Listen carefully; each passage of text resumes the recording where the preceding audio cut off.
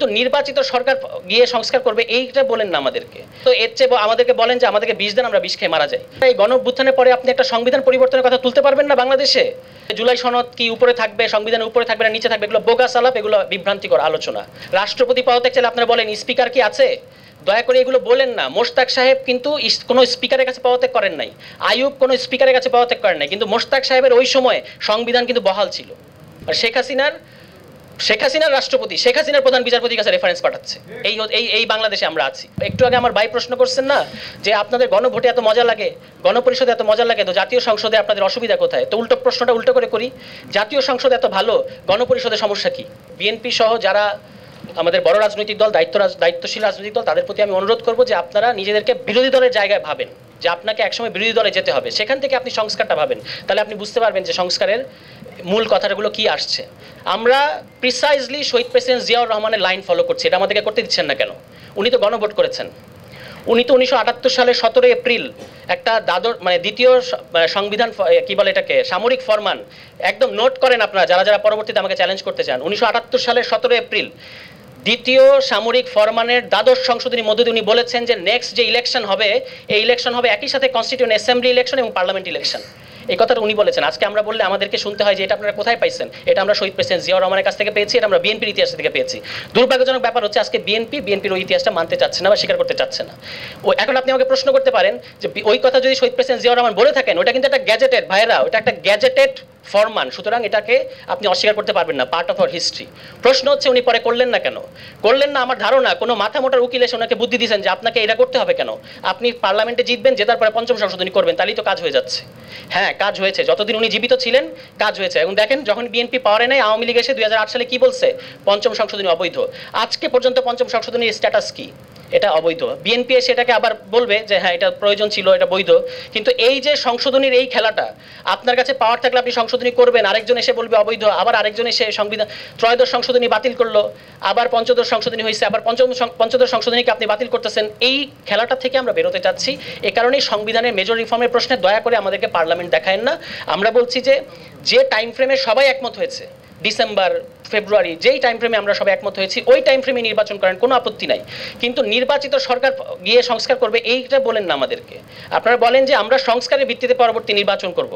যেমন পিআর এর কথা এসেছে, আজকে আমি অবাক হলাম যে আমাদের ইসি, প্রধান নির্বাচন কমিশনার, একটা অদ্ভুত কথা বলেছেন। খুব গাম্ভীর্যের সাথে যদি আপনি একটা বিভ্রান্তিকর কথা বলেন, তবু কিন্তু ওটা বিভ্রান্তিকর কথাই থাকে। উনি বলছেন যে পিআর তো সংবিধানে নাই এবং আমাদের সংবিধানের বাইরে যাওয়ার সুযোগ নাই। কোন কাজটা সংবিধানের ভেতর থেকে করা হচ্ছে? এখন বলেন কোন কাজটা আমরা সংবিধানের ভেতর থেকে করতেছি? কোনো কাজ সংবিধানের ভেতর থেকে হচ্ছে না। আমি দেখলাম যে এই অন্তর্বর্তী সরকার তারা এমন একটা খাবি খাচ্ছে, জুলাই ঘোষণাপত্রের নামে যে ফার্স তারা করেছে, এটা না করলেই ভালো হতো। আমরা আন্দোলন করতাম যে জুলাই ঘোষণাপত্র দেন, কিন্তু এই যে জুলাই ঘোষণাপত্রের নামে আপনারা যেটা করলেন, ওখানে আপনারা কি লিখলেন? বললেন যে জনগণের অভিপ্রায় নাকি যে সংবিধানের 106-এর অধীনে সরকার গঠিত হবে, এটা নাকি জনগণের অভিপ্রায়। এর চেয়ে ডাহা মিথ্যা কথা, এর চেয়ে আইনের দৃষ্টিকোণ থেকে ভুল কথা আর হয় না। এই কথাটা কেন বললেন আপনারা? এবং বলার মধ্যে দিয়ে আমাদের একটা গভীর সংকটের মধ্যে ঠেলে দিয়েছেন এখনো পর্যন্ত। এবং দেখেন ওই ঘোষণাপত্র, আপনি কি পৃথিবীতে ঘোষণাপত্রের ইতিহাসকে আমরা জানি না? ঘোষণাপত্র নিজেই নিজেকে এনাক্ট করে, নিজেই নিজেকে বলবৎ করে। ঘোষণাপত্র বলবে যে আমি আজকে থেকে কার্যকর হলাম। 15 আগস্টের পরে, 15 আগস্টের পরে যে সামরিক ফরমান জারি করা হয়েছে, যে সরকার মুশতাকের ক্ষমতা এসেছিলেন, এরপরে বিচারপতি সায়েম ক্ষমতা এসেছেন, এরপরে শহীদ প্রেসিডেন্ট জিয়াউর রহমান ক্ষমতা এসেছেন, তারা যে সামরিক ফরমানগুলো জারি করেছেন, তারা কি বলেছেন 79 সালে আমরা পার্লামেন্ট নির্বাচন দেব, ওই নির্বাচনের পরে গিয়ে আমরা আসলে এগুলোকে বাস্তবায়ন করবো? তারা বলেন নাই। সামরিক ফরমান মানে হচ্ছে, ফরমানের ইংরেজি হচ্ছে প্রোক্লেমেশন। মিলিটারি প্রোক্লেমেশন মানে হচ্ছে আমরা আজকে থেকে বলবৎ, এটাই এখন কনস্টিটিউশন। তাহলে জুলাই সনদ কি উপরে থাকবে, সংবিধানের উপরে থাকবে না নিচে থাকবে, এগুলো বোগাস আলাপ, এগুলো বিভ্রান্তিকর আলোচনা। আমাদের কর্তব্য হচ্ছে যে এই সংবিধান প্রথমত বাংলাদেশের মানুষের কোনো ধরনের মতামত নিয়ে করা হয় নাই। তাছাড়া এই গণঅভ্যুত্থানের পরে আপনি একটা সংবিধান পরিবর্তনের কথা তুলতে পারবেন না বাংলাদেশে। যে বড় বড় সংবিধান সংশোধনী হয়েছে কোনো রকম ঘটনা ছাড়া বাংলাদেশে, আপনি বাংলাদেশে কি চতুর্থ সংশোধনী করেন নাই, পঞ্চম সংশোধনী হয় নাই, পঞ্চদশ সংশোধনী হয় নাই, এগুলো তো সংবিধান পুনর্লিখনের মতো। তো সেটা যদি আপনি করতে পারেন, এই গণঅভ্যুত্থানের পরে আমরা নাকি দাবি জানাতে পারবো না যে একটা নতুন সংবিধান হতে হবে। এটার জন্য নেক্সট পার্লামেন্টে অপেক্ষা করতে হবে। আমি আপনাদেরকে বলি, নেক্সট পার্লামেন্ট যেটা করতে, এটা বলে আমি শেষ করবো, যে নেক্সট পার্লামেন্ট কি করতে পারে? পার্লামেন্ট সংশোধনী করতে পারে। এবং এখানে আমি একটু দায়ী করব যারা সংবিধান সংস্কার শব্দটা বাংলাদেশে এনেছেন তাদেরকে দায় নিতে হবে। এই যে এখনো পর্যন্ত সংবিধান সংস্কার আর সংশোধনী পার্থক্য করতে করতে আমরা খাবি খাচ্ছি। সংস্কার বলতে আসলে কিছু হয় না, হয় আপনাকে সংবিধান পুনর্লিখন করতে হবে অথবা সংশোধনী করতে হবে। পার্লামেন্টে আপনি সংবিধান সংশোধনী করতে পারবেন।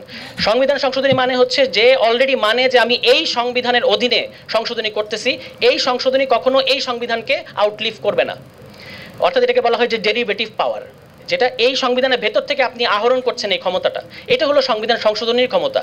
কিন্তু বাংলাদেশে আমরা ইতিমধ্যে এই কমিশন, যে কমিশনের আমরা এত সমালোচনা করতেছি, এত দুর্বল কমিশন, এত ত্রুটিপূর্ণ কমিশন, এই কমিশনেও যে সমস্ত প্রস্তাব এসেছে এগুলো তো ইতিমধ্যে এই সংবিধানের বেসিক স্ট্রাকচার নাকি গালভরা কথা আপনারা বলেন, এগুলোকে ছাপিয়ে গেছে।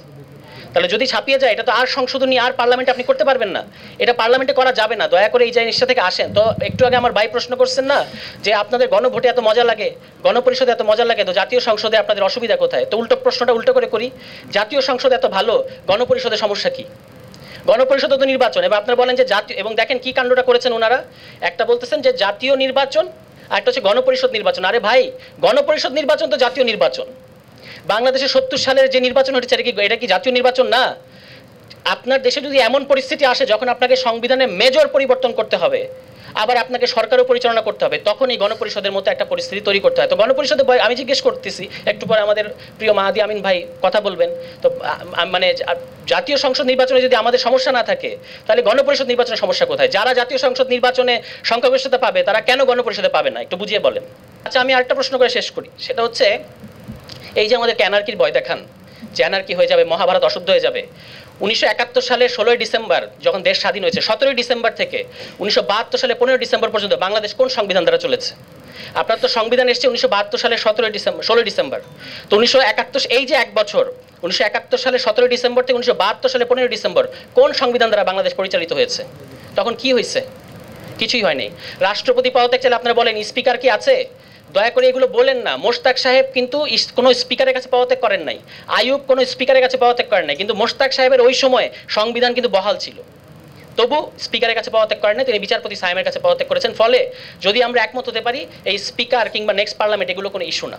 তো আমি এই বলে যেটা বলতে চাইবো, আমি যেটা ডকুমেন্ট যেটা দেখতে পেয়েছি অলরেডি সনদের মধ্যে, এখানে কিন্তু মারাত্মক গোজামিল আছে, এবং জনগণের অভিপ্রায়ের নামে যে 106 কনস্টিটিউশন 106, মানে আপনি শেখ হাসিনার রাষ্ট্রপতির কাছে, শেখ হাসিনার প্রধান বিচারপতির কাছে রেফারেন্স পাঠাচ্ছে যে গণ অভ্যুত্থানের পরে এই সরকার গঠন করা যাবে কিনা।